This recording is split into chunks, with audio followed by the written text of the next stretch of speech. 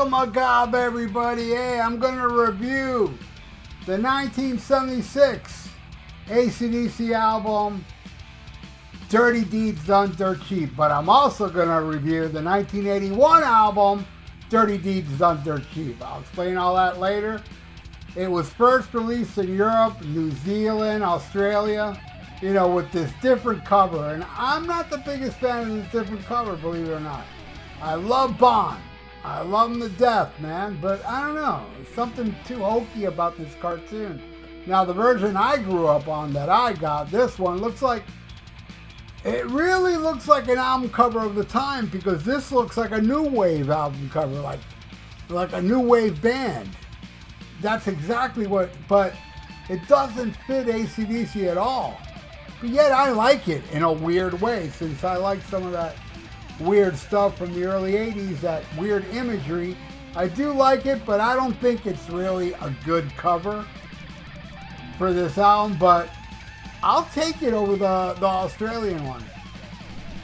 And it was really wild for me as a kid because, you know, I never heard any of these songs. These songs were from Europe and stuff, and I was too young to buy imports. I was, when I first got into AC/DC, I had no idea about this Dirty Deeds album, how it was released in Australia.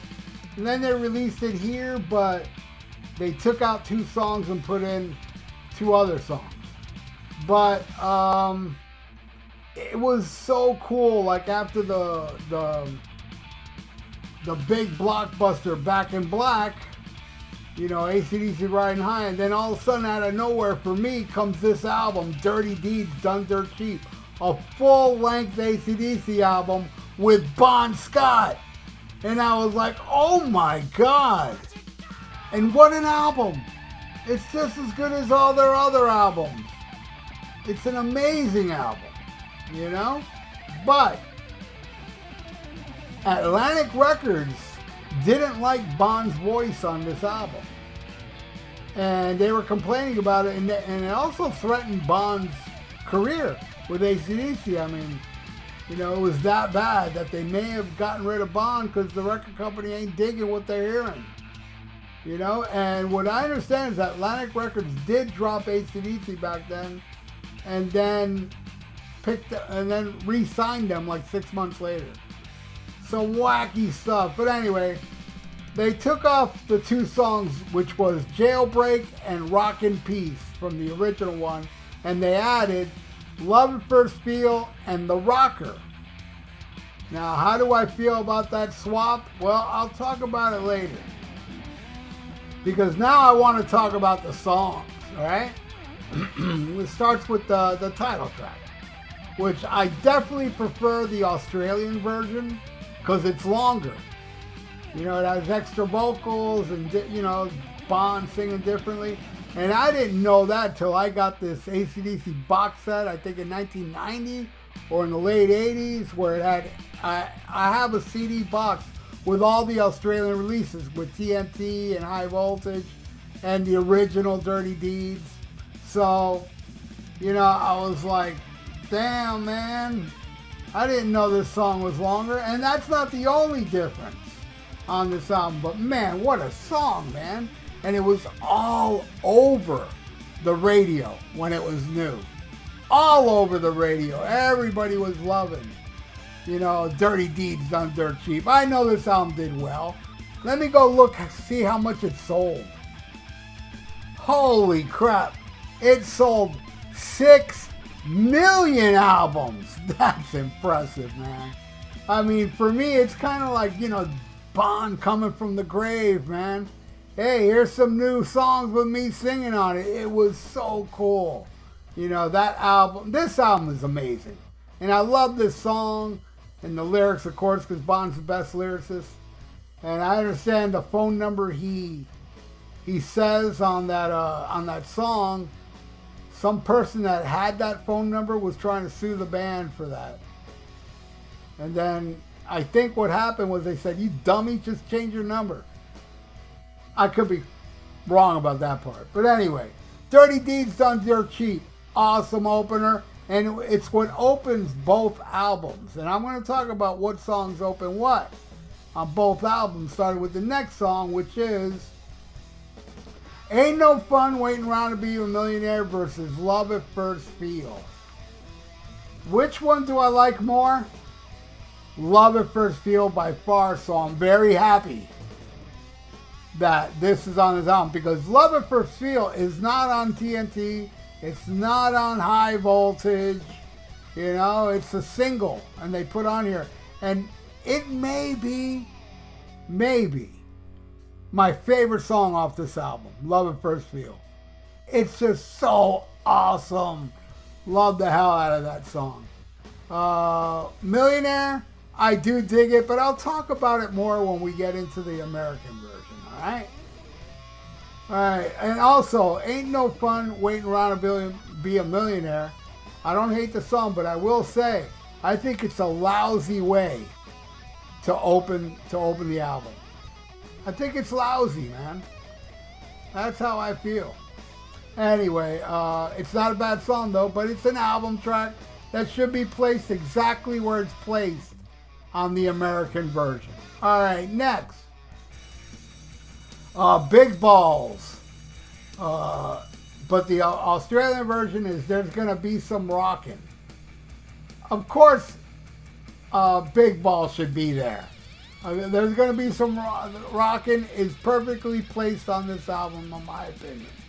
Big Balls, the ultimate double entendre masterpiece.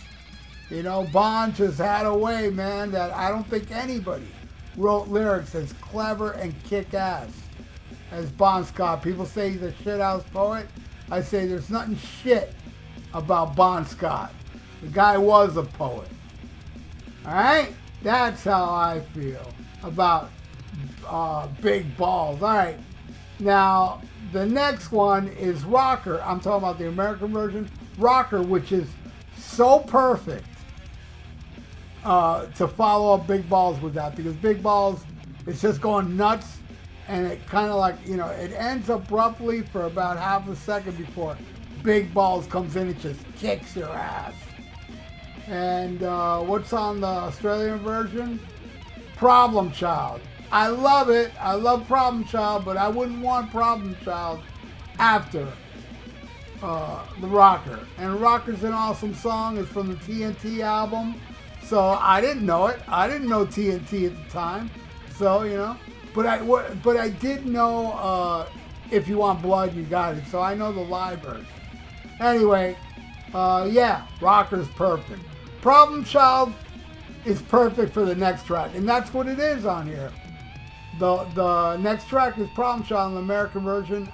And Australian version was Squealer, which I think is a huge mistake. And I'll explain why when we get to Squealer. Problem Child, come on, man. That's one of the greatest songs ever. No mind, it's just AC/DC. It's a staple tune, man. My favorite part of Problem Child is where Bon Scott goes, I'm a problem child. And he goes, hey! Bon was the best, man. I love it. Problem Child. All right. Now, on the American version, and we flip the album over, it starts with It's Gonna Be Some Rockin', which is great. And that's going against Big Balls, which is not great. I'm sorry, Big Balls shouldn't start side 2. It should be Gonna Be Some Rockin', because it's a nice rockin' tune. Like, I don't really, it's like probably my least favorite on the album. But it's a cool tune, but you know what? I'll explain why. Maybe if I heard Gonna Be Some Rockin' later on in life, I probably wouldn't have liked it. But I love it here, you know? Alright, the next one is Ain't No Fun Waiting Around to Be a Millionaire on the American version. And see, now this, it just doesn't sound right. Rockin' Peace, the song Rockin' Peace is what follows Big Balls. Like Big Balls stops and goes right into Rockin' Peace. It doesn't have the bite of having Rocker, you know, follow that. And there's not, I can count on one hand, with one hand, songs from AC/DC with Bon I don't like. I don't like Rockin' Peace. I don't like it. I don't like Love Song. I didn't like that song. And also, I don't like the song Cold Hearted Man. And I remember when I got that Power Age vinyl that had Cold Hearted Man, I'm like, what the hell is this? I never heard of this song. Wanting to like it, because hey, it's a rare Bon Scott song from Power Age. Don't like it. I don't like it. And maybe there's another one, but that's maybe not. Maybe that's it. Those three are the only three songs AC/DC did with Bon Scott I dislike. But yeah, I'm not a fan of Rock and Peace, and yeah, Ain't No Fun Waiting Around to Be a Millionaire. That's where it should be placed. Later in the album, man. It's an album track with what I consider the greatest Bon Scott lyric ever is in that song. And it's when Bon Scott says, I got patches on my patches on my old blue jeans. Well, they used to be new when they used to be blue, when they used to be clean. The best. The best. All right.